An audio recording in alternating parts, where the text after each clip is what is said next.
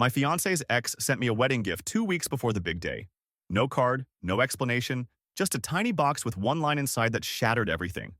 What I found when I opened it set off a chain reaction I never saw coming. And trust me, neither will you. If you've ever wondered how far someone will go to expose the truth, buckle up. I should have known something was off the second I saw that box. It was small, white, tied with one of those satin bows that looks professional, like it came from a boutique you only enter if you're already a little too confident in your bank account. No return address. Just my name, not his, not our names, and that should have been my first clue. I was sitting in the living room alone, the sunlight creeping through the curtains in that dusty gold way it does when it's trying to pretend everything's peaceful. My fiancé, Matt, 30 million, was out grabbing drinks with his brother. I, 28F, was curled up on the couch in sweats, watching bad reality TV, and for once, everything felt fine until I opened that box. But I'm getting ahead of myself. You need to understand who Matt is, or who I thought he was. Matt and I met 3 years ago. He was charming in this soft, older brother kind of way, always holding the door open, always asking if I needed anything, never the loudest guy in the room, but always the one people gravitated toward. When we got together, it felt easy. Like I could finally breathe after years of dating guys who were all ego and no soul. But then there's Rachel, his ex, the one no one talks about. I first heard her name maybe a year into dating Matt. Offhand, like a fly buzzing around the edge of a conversation. Rachel used to love that place. Or, I haven't been there since Rachel and I broke up. Always casual, always clipped. I didn't press. Everyone has a past, right? Still, she lingered. She was the ghost in our group dinners. The her when his sister slipped up and said, "Oh, she made the best sangria." Rachel, I mean. She was the double tap on old photos I found when I was deep in an insomnia scroll through his tagged posts. Blonde, tall, that kind of Instagram pretty that feels curated and effortless and vaguely intimidating. Matt always said they ended mutually. She wanted something different, he'd said once, looking away. I figured it was just one of those things. The ones we all have buried under layers of trying to move on. I let it go. So yeah, when I got a package 2 weeks before our wedding, I wasn't expecting anything wild. Maybe a last-minute RSVP gift. Maybe something from my out-of-town cousin who forgets everything until it's almost too late. But I opened it. Inside was a velvet box, cream-colored, soft as sin. It didn't look like something you'd buy. It looked like something you keep. Inside? A key. Just a single, silver house key, attached to a note. One line. Ask him what this opens. If he lies, don't marry him. My stomach dropped. I just sat there, staring at it like it would explain itself. The handwriting wasn't familiar, but it was neat. Intentional, not angry. Just certain. I reread it 5 times. 6. My ears started ringing. My brain jumped from, "This has to be a joke," to, "Who the hell would do this?" to, "Is this even real?" I didn't call Matt. I didn't text. I didn't storm into the kitchen holding it like a bomb. I did what any spiral-brained woman would do. I poured a glass of wine, opened his nightstand drawer, and started looking. Because the thing is, Matt has a lockbox, a black metal one tucked in the top shelf of our shared closet. I'd seen him slide it out once when we first moved in. Just boring paperwork, he'd said. I believed him. That night, when I slid the key into the box, it clicked. And what I found inside changed everything. You ever touch something that makes you feel like your skin doesn't fit anymore? That's what it felt like when the lid opened. Just metal scraping against metal, then silence. Like even the air was waiting. Inside the lockbox wasn't paperwork. No birth certificates, no old tax returns, just photos, letters, a couple of folded up napkins with lipstick kisses on them, like something out of a bad movie. And the worst part? They were all Rachel. I wasn't even trying to snoop at first. I just thought, what could a key this mysterious possibly open? And now I'm sitting cross-legged on the floor, surrounded by a shrine to the woman he swore was ancient history. There were Polaroids of them at a cabin. Her wearing one of his old flannel shirts, half-buttoned. Him holding her from behind, looking more relaxed than I'd ever seen him look. A Valentine's card, hand-drawn with R+M, inside a wonky heart. There were emails printed out. Who even does that? Long ones, dramatic ones. One that ended with, "You'll always have a home in me, no matter what she says." I felt sick. I wasn't even mad at first, just disoriented. Like my life had just shifted 2 inches to the left, and I was trying to figure out how to stand upright again. I laid everything out in front of me like a crime scene.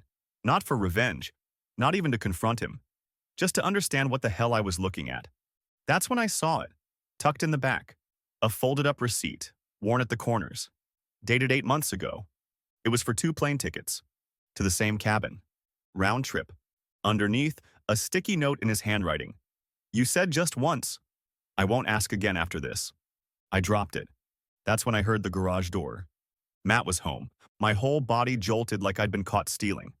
I slammed the box shut, locked it, shoved it back into the closet, and stood there like I was casing my own house. He walked in like nothing was wrong, tossing his keys in the dish by the door, laughing about something his brother said. Then he looked at me and paused. Everything okay? I nodded too fast. Yeah, just tired. He kissed my cheek and moved toward the kitchen, totally oblivious. And I just stood there, silent, watching him exist like my world hadn't just cracked open. I didn't sleep that night. I just kept playing that note over and over in my head. You said just once. Once what? The wedding was 13 days away, and I was holding the weight of a woman who hadn't been in his life, or so I thought, for 3 years. The worst part? I hadn't even seen the letter yet. Because yeah, Rachel left more than just a key. She left everything. And I was about to read it. I waited until Matt was asleep. Which wasn't hard, honestly. He fell asleep like a dog in a sunbeam. Instantly, deeply, annoyingly unbothered. I sat there in bed, eyes fixed on the ceiling, pretending to scroll through wedding hashtags, trying not to throw up. When his breathing evened out, I slid out from under the blanket and went straight for the closet. The box was cold. Still locked, even though I knew I had the key in my robe pocket. My hands were shaking. I kept telling myself, you already looked inside. You already know he lied. But something was pulling me back. And that's when I found it. Under the folded napkins, beneath the photos, tucked behind an envelope with Rachel's name in purple gel pen. It was sealed. Real wax, like she was daring me to open it. I shouldn't have. But of course I did. Inside was a letter. 4 pages. All handwritten. And the first line said, if you're reading this, it means Matt kept the box, which means he lied to you. I sat on the bathroom floor and read the whole thing twice. Rachel wasn't unhinged. She wasn't petty. Her words were clear, careful, sharp in that way people only write when they've been gaslit for too long and finally stopped caring about sounding crazy.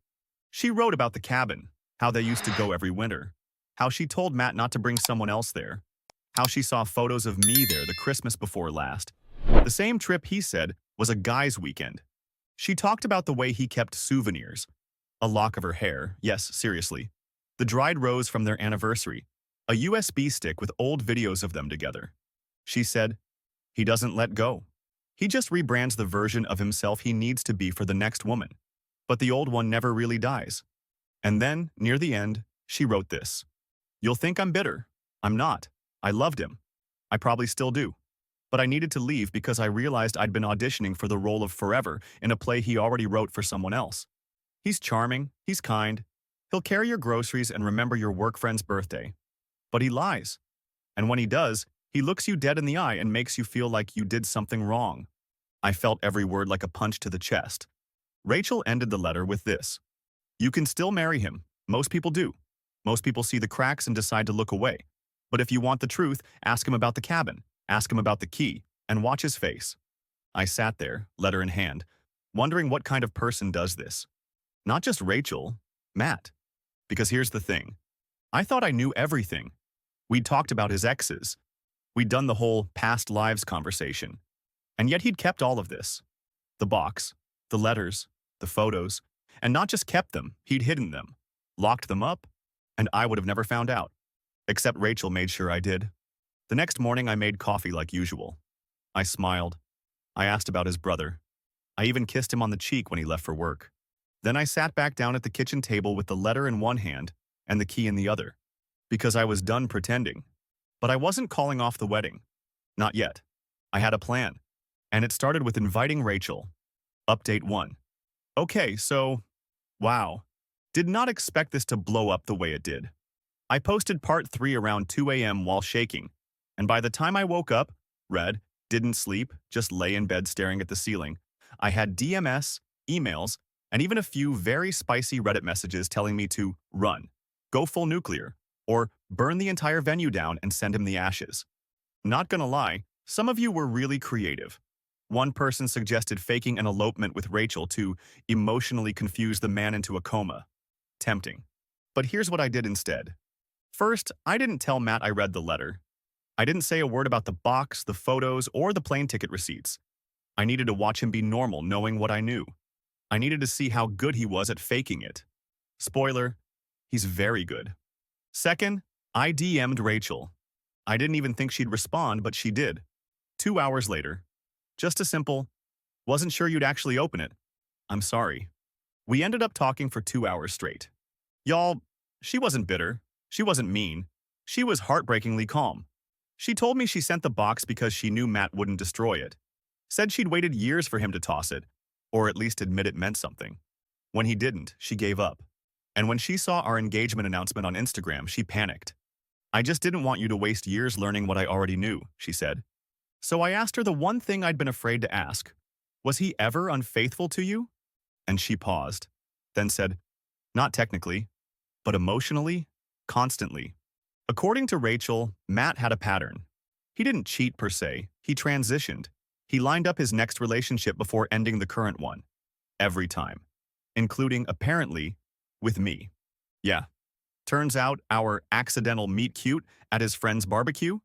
Rachel was still living with him. They'd had a huge fight the week before. She went to her mom's for the weekend. When she came back, he told her it was over, and I was already texting him. I felt sick again. I thought back to our first date. How he'd been weirdly eager.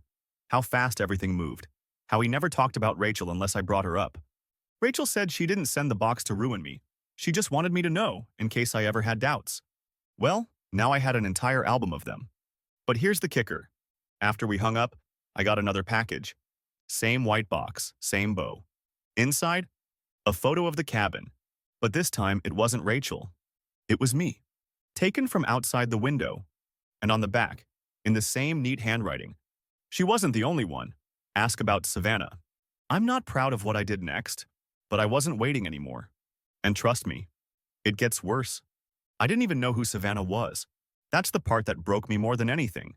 Just sitting on the edge of our bed, holding this new photo, realizing there was yet another layer to Matt I hadn't even scratched. Because that photo, the one taken through the window, that was me. Curled up on the cabin couch, blanket pulled up to my chin, reading a book like I didn't have a care in the world. Except someone had been outside, watching, photographing, and writing my name, except not my name. Ask about Savannah. I sat there with the photo trembling in my hands, heart pounding, trying to remember any woman named Savannah. A friend of his? A coworker? A cousin? Nothing. I stared at Matt's contact name in my phone for a solid hour before I finally texted him, "Who's Savannah?" 1 minute. 2. 3. Then, what? Just that. One word. Not even a follow-up. I waited. Then he called. "Hey babe, just saw your text.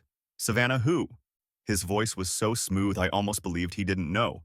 But the pause between Savannah and who was too sharp, too careful. So I said, "Don't lie.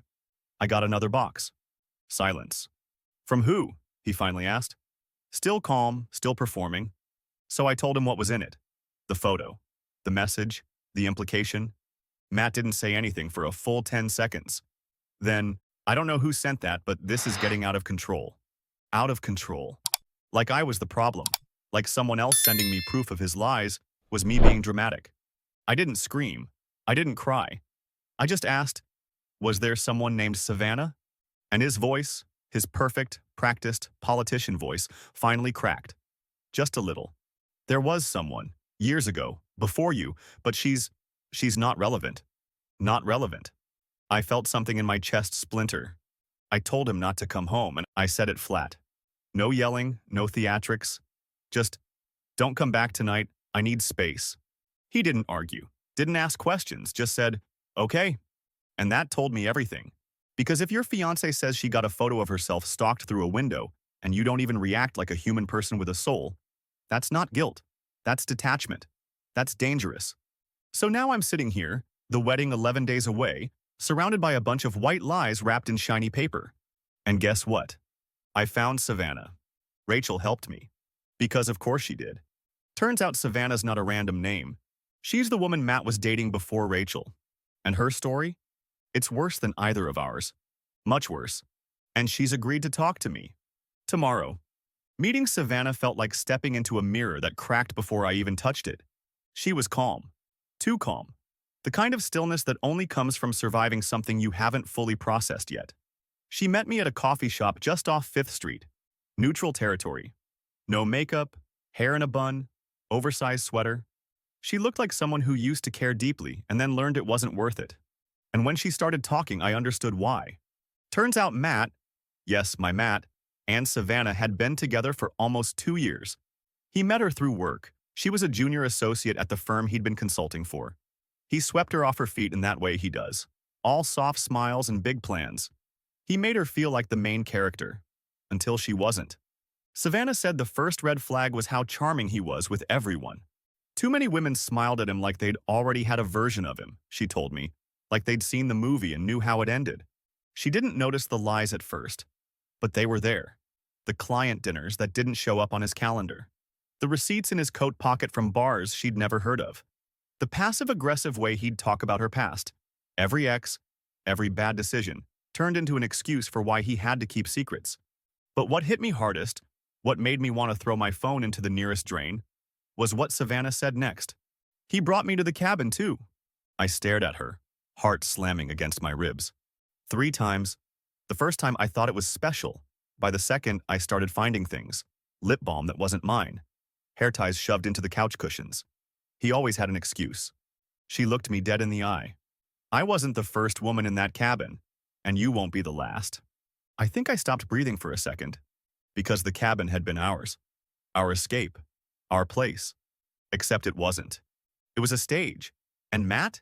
He recycled scenes like a washed-up actor auditioning for a role he never really earned. Savannah told me she ended things after she found a necklace in his glove compartment. Tiny, silver, engraved with a date she didn't recognize. Matt told her it belonged to his sister. He's an only child. I walked out of that coffee shop with numb fingers and a mind full of static.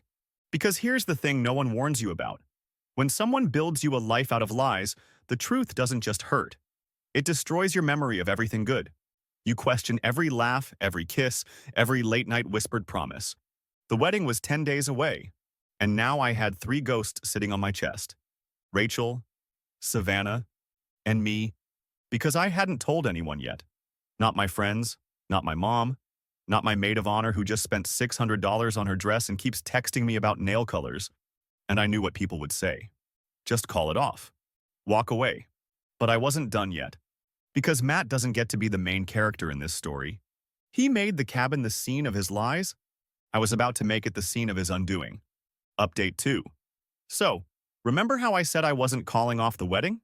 That's still technically true. But let's just say I've rewritten the script. First off, thank you to everyone who's been following this absolute tornado of a story. Some of you had me in tears with your replies. Girl, send him the key in a ring box and walk away. Might be my favorite petty suggestion ever. Others were like, call a lawyer. Valid. But I didn't want revenge that looked clean. I wanted something that felt like justice. So here's what went down. After meeting Savannah, I reached back out to Rachel. I told her everything, including the photo of me taken through the window.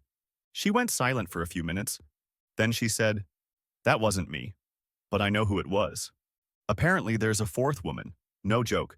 Savannah wasn't the first, Rachel wasn't the only, and I'm not the last. I didn't need more proof. I didn't need another name. I just needed one thing, a plan. Here's what I did. I told Matt I wanted one final getaway before the wedding. Just us. One last, engaged weekend before the chaos. He agreed without hesitation. Of course he did. He offered the cabin. Of course he did. So we went. 2 nights ago, I didn't pack much. Just my overnight bag, my phone, and the box. The one he thought I'd never open. We got there around sunset. Same porch. Same creaky stairs. Same broken welcome mat. He made a fire, poured wine, lit a candle like he was trying to manifest the perfect memory. And I let him. Until he went to shower. That's when I laid it all out. I took the box and emptied it onto the bed. The letters, the receipts, the photo, Rachel's letter, the one of me in the window, everything.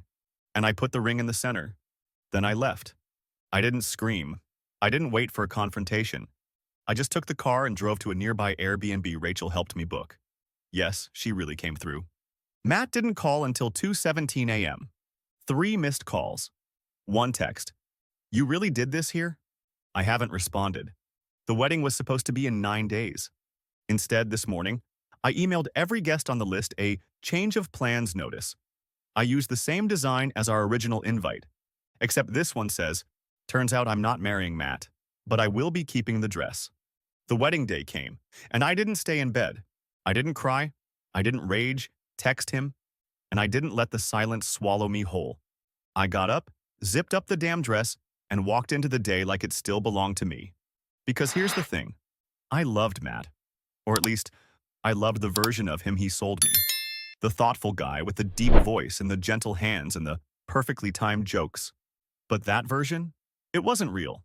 It was a rental personality he put on for each woman until he wore it out. So no, I didn't marry him. But I didn't run away either. I hosted a party, same venue, same guest list, same timeline. But instead of I do, we had drinks and dancing and a printed out sign at the front that said, change of plans. The bride woke up. Most people were confused. A few were angry. Matt's mom looked like she was about to combust when she arrived and saw no groom, just me in white with a champagne flute and 0 regrets. But others? They cheered. My best friend gave a toast that had the whole room crying and then laughing. My cousin slipped me a joint and a card that said, here's to better men and better weed. And my great aunt whispered in my ear, honey, better now than after a mortgage and a baby. And Rachel? She came. She stood at the edge of the crowd, simple black dress, wine glass in hand. We locked eyes, and for the first time since that stupid box showed up on my doorstep, I smiled for real. She walked up to me and said, you look free. And I said, I am. No, I don't know what Matt's doing now. I don't care. He texted me twice after I left the cabin, once to say I was cruel, and once to say I was brave. I didn't reply to either. I blocked him the next morning. He can keep his lockboxes and his ghosted girlfriends in his damn cabin. I kept the dress, and I wore it for the last time I let a man lie to me. Thank you for sticking with me through this story. I didn't get the wedding I planned, but I got something better. Closure. And that, honestly, looks amazing in white.